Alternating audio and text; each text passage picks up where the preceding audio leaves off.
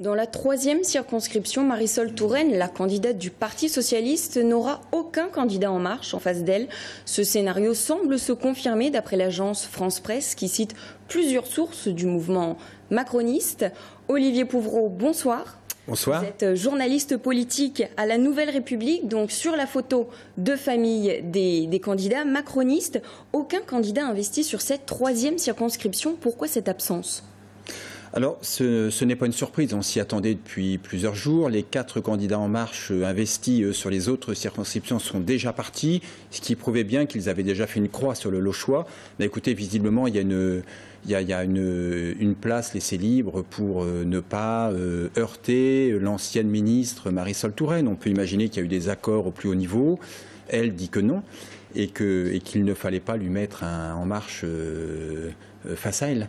Alors, c'est officiel maintenant. En France, 55 autres circonscriptions ne présenteront pas de candidats En Marche.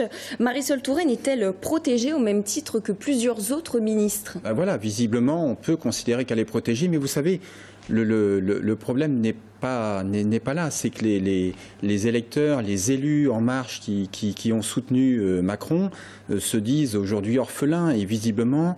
Mais quelle est la stratégie derrière ce choix ?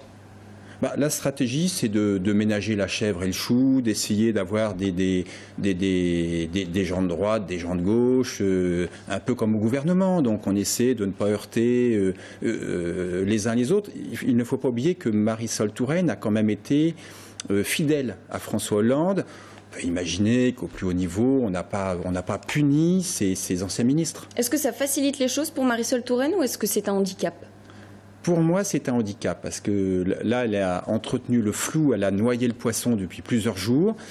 Et visiblement, les 4 candidats En Marche, va y avoir 4+1 sur le département. Elle ne va pas être intégrée dans l'équipe des En Marche. Et les autres candidats En Marche considèrent de toute façon qu'elle va être un boulet parce qu'elle va représenter un peu l'ancien gouvernement, la Hollandie. Et pour eux, ce n'est pas, Marisol Touraine ne représente pas le renouvellement, la nouveauté. Elle était déjà candidate il y a 20 ans. Vous voyez, donc pour eux, ce n'est pas... C'est un choix incompris pour les électeurs, les militants qui sont déçus.